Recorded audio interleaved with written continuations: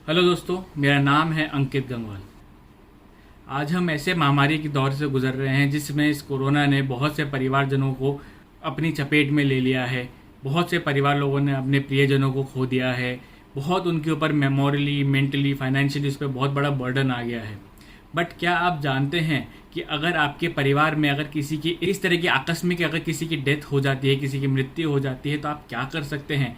क्या एक्शंस हैं जो आपको ध्यान रखने चाहिए कि अगर आप कुछ होने वाला है आपके परिवार में या हो चुका है तो आपको नेक्स्ट क्या करना चाहिए?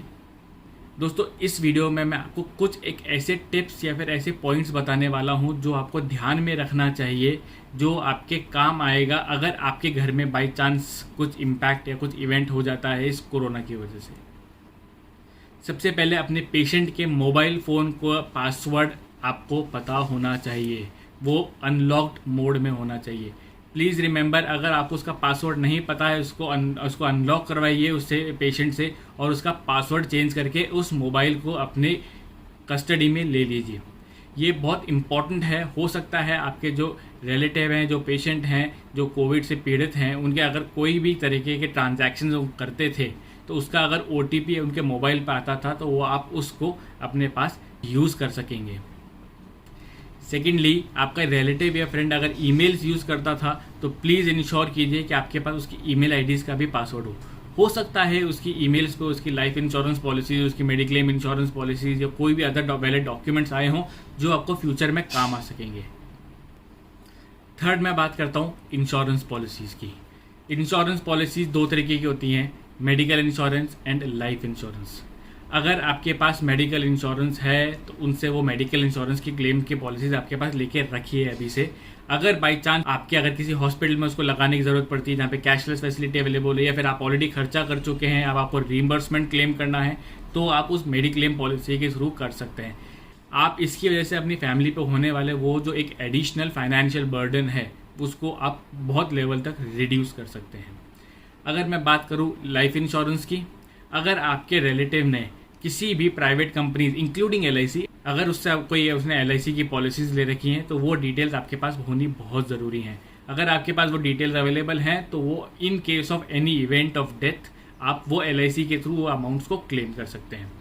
Also remember one thing guys, प्रधानमंत्री नरेंद्र मोदी जी ने एक योजना स्टार्ट की थी, प्रधानमंत्री जीवन ज्योति बीमा योजना, जिसके अंदर एनुअली हर एक के बैंक अकाउंट से 300 रुपये और 12 रुपये का एक दो छोटे नॉमिनल अमाउंट्स डिडक्ट होते थे।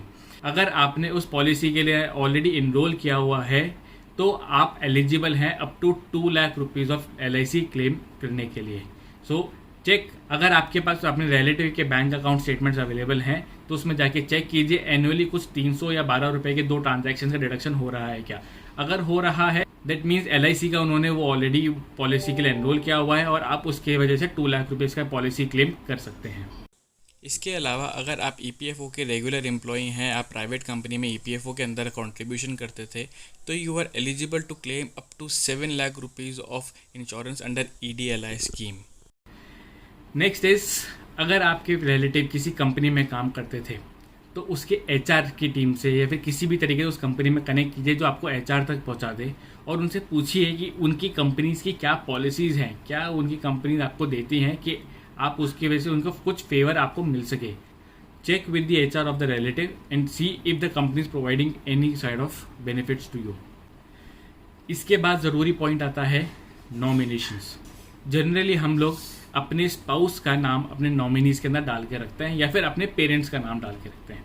अगर आपने कहीं पे भी अपने नॉमिनीज़ के अंदर अपने पेरेंट्स स्पाउस का नाम दे रखा है और उन्हीं का कोविड की वजह से डिमाइस हो गया है, please do not forget to update the nominee names in your different accounts like PF, LIC, PPF account, Sukanya Samriddhi, anywhere जहाँ पे भी अपने नॉमिनीज दी हुई हैं वहाँ पे आप उसको अपडेट जरूर करवाइएगा।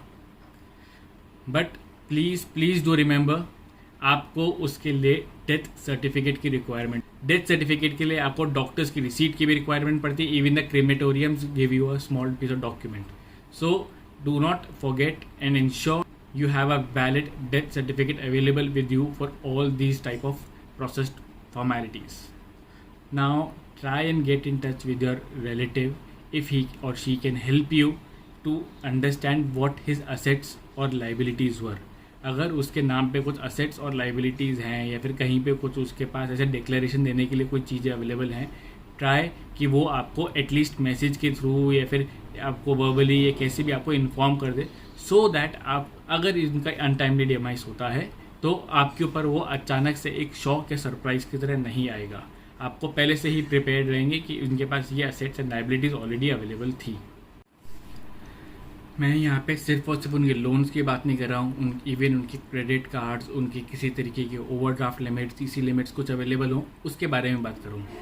इंश्योर उनके सारे के सारे अमाउंट्स प्रीपेड हों या फिर ऑलरेडी अमाउंट टाइमली पे हो जाएं। रिमेंबर गाइज, इसके ऊपर जो इंटरेस्ट लगता है on delayed payment and short payment which is very high, that could be more than 36 to 40%. So remember to pay off the liability as soon as possible. Now lastly, do not forget to file the income tax returns if required of the person.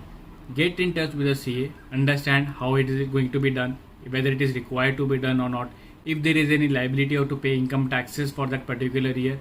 If yes, pay off the income taxes well in advance. क्योंकि अगर government को मालूम पड़ता है कि उसकी tax liabilities थी and it is not been paid off, the government has a lot of options to get the amounts recovered from you along with the interest and penalties. So guys, I hope आपको कुछ ये tips काम आएंगी जीवन में।